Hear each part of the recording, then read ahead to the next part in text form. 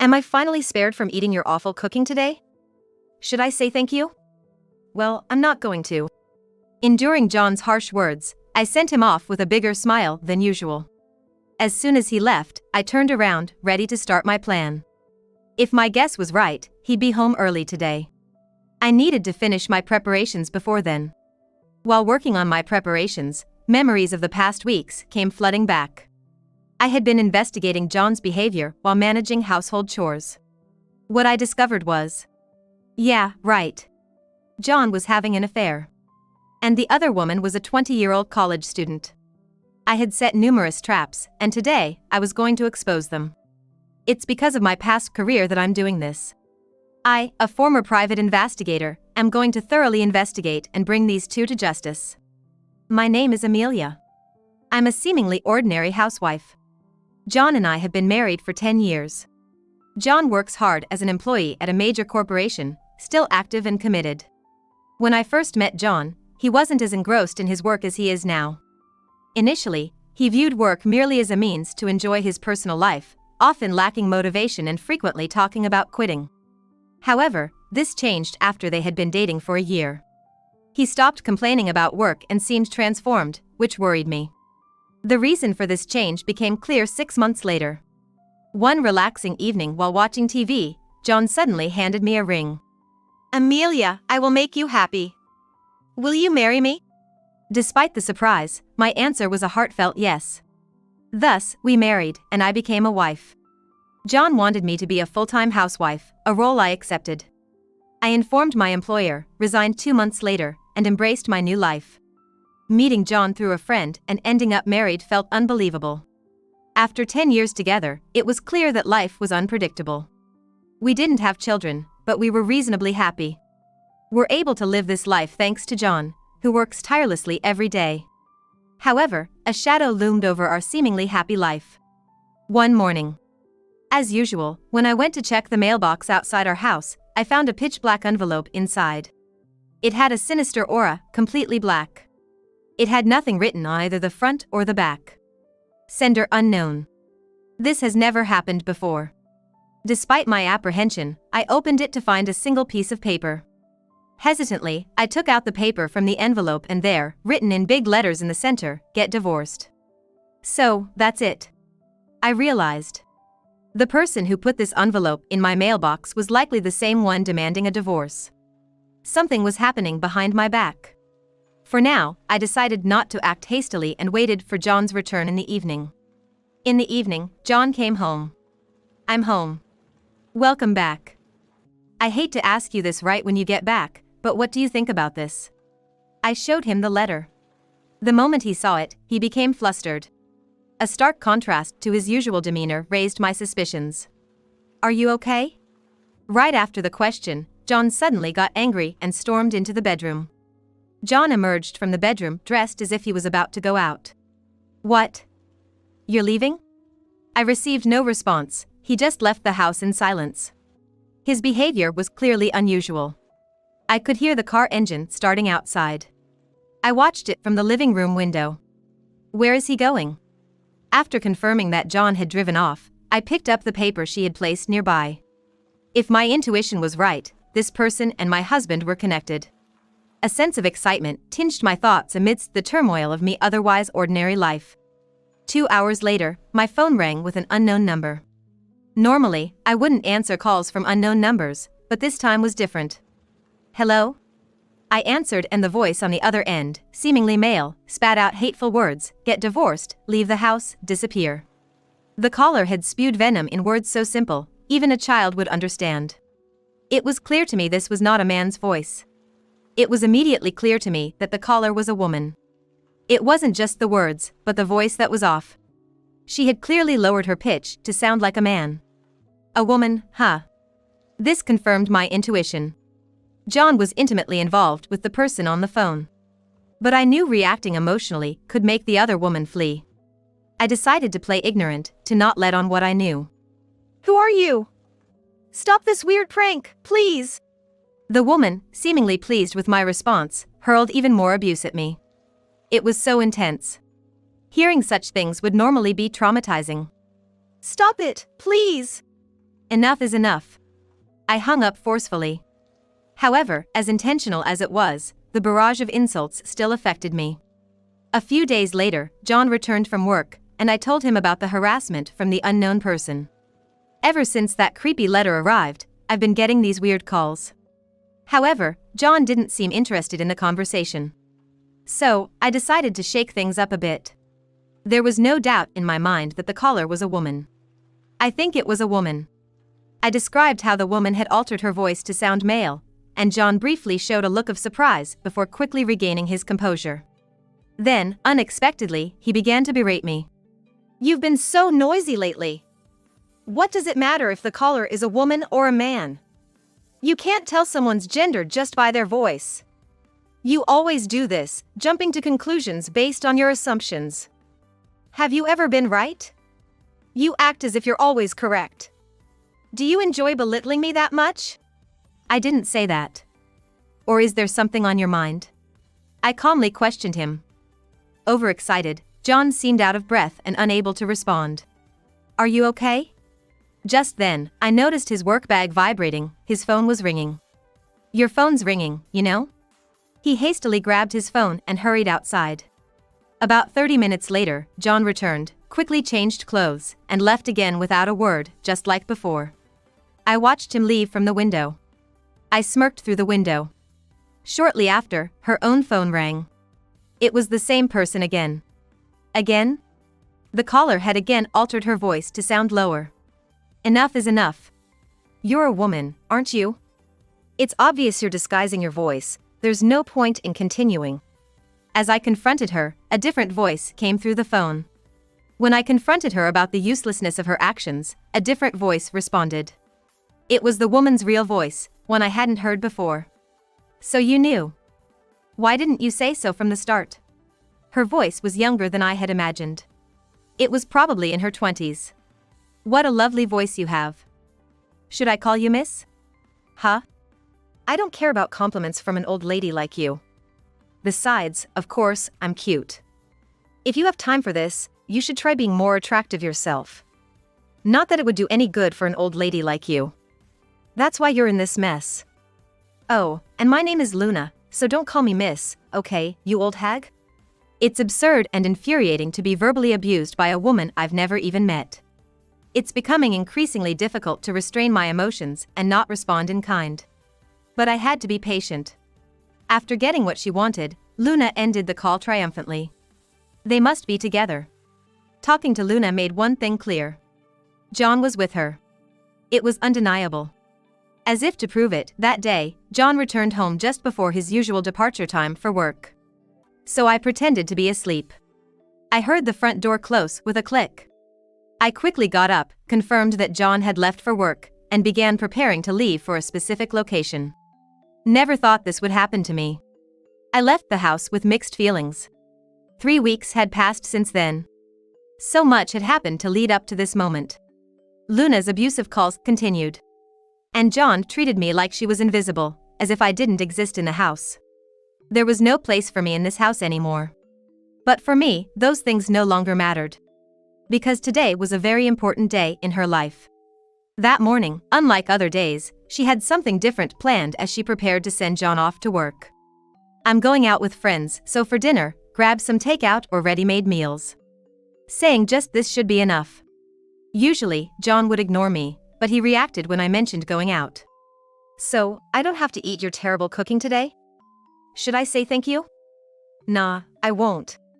Despite his rudeness, I sent him off with a bigger smile than usual. Then, as soon as he was gone, I turned and began my plan. If my guess was right, he'd be home early today. I had to finish my preparations by then. While preparing, I thought about everything that had happened in the past weeks. I had been investigating John's behavior while managing the household chores for 3 weeks. What I found out was... Yes, I see. John was having an affair. And the other woman was a 20-year-old college student. I had set numerous traps, and today, I was going to expose them. It's because of my past career that I'm doing this.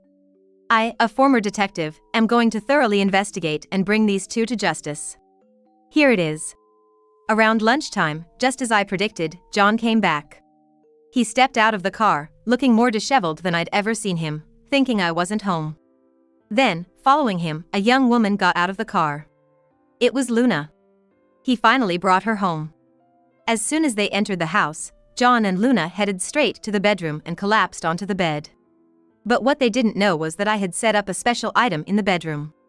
It was a voice-activated security camera I had secretly bought for when we had a child. This camera could capture both video and audio perfectly. They really don't know anything, I thought, watching from the car. I watched their repulsive actions for about 2 hours. The moment I had been waiting for finally arrived. As they got out of bed, naked, to take a shower, I made my presence known. Caught you cheating? Ah. Whoa. Startled, they looked around in shock. Enjoy yourselves?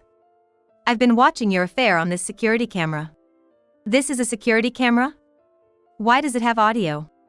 It's not just any camera, it's a voice-activated one. I didn't buy it for this purpose, but it sure came in handy. I'm on my way there now, so wait for me. And don't bother trying to escape. I went straight to the bedroom, where they had already dressed. They tried to act as if nothing had happened. You know I saw everything. It's my first time seeing such a clear case of cheating. Do you have proof? Just watching doesn't count. Yeah, show us the proof. If you're so sure, then prove it, old lady. Even at this point, they were still defiant. I was speechless at their audacity. You're really foolish, you know. Did you think this was all the preparation I had done? I said, pulling out a small surveillance camera from the tissue box on the bed. What? I continued, pulling out more cameras from the ceiling and closet. Placing several surveillance cameras in front of them, they were lost for words.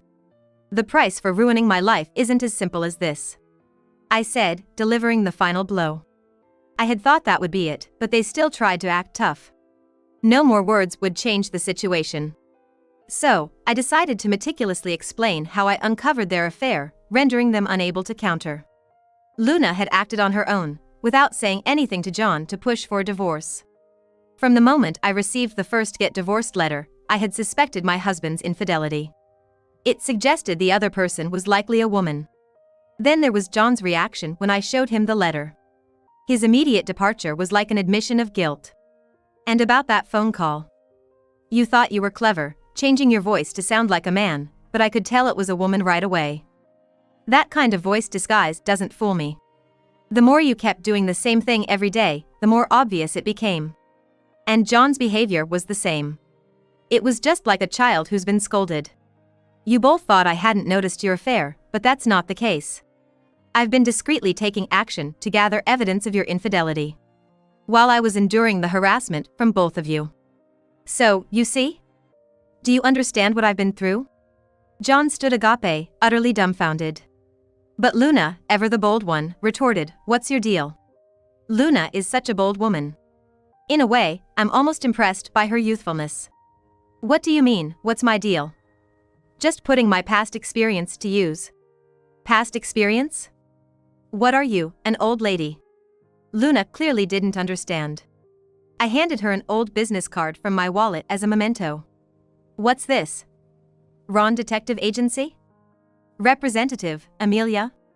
What? Oh, I guess I never mentioned it. I used to be a private investigator. Both Luna and John were shocked to learn about my past as a detective. It was no surprise to Luna, but John had no way of knowing. I had quit being an investigator before I met him. There's no special reason for quitting. I just wanted a normal job. But, you know, old habits die hard. I can't help but be suspicious and investigate even the smallest things. That's how I quickly uncovered John and Luna's affair. They were both stunned by my story. Sorry to surprise you, but this isn't over yet. I took out my phone and called someone. Just wait a moment. I'll make it loud enough for everyone to hear. I switched my phone settings to speaker mode. The voices of John's parents came through the phone. You're the loser. To think that our son could do something like this, it just breaks our hearts. What are you thinking? Betraying someone important to you, it's just wrong on a human level. John probably never imagined I was in touch with his parents. He seemed completely unable to grasp what was happening to him. Surprised? This is the best surprise I could give you. How did John's parents know about his affair? Simple. I had told them beforehand. But merely saying he's having an affair wouldn't convince anyone. Especially when it's about their own son. No one would easily believe that their own son is cheating, and it's hard to even consider the possibility. That's why I didn't say anything until I had concrete evidence of John's infidelity. The moment would come soon. My intuition as a former detective told me that. And then it did. I captured John happily walking arm in arm with Luna into a hotel, snapping the decisive moment of infidelity with my camera. I also captured them leaving the hotel and on another day. I snapped the decisive moment of infidelity with my camera. On another day, I got a photo of them embracing and kissing. With this much proof, his parents couldn't doubt the truth. Finally realizing the severity of the situation, John panicked and shouted into the phone, "It's a misunderstanding. I haven't done anything." But his pleas fell on deaf ears, as his parents, having seen undeniable proof, told him, "We want nothing to do with you. We're cutting ties with you today." I seized the moment and pulled out a divorce paper from my bag, thrusting it at John. "I can't be with you after this. We're getting a divorce." However, John vehemently opposed the divorce, trying to hand the paper back to me. "I won't divorce you. Never." "What?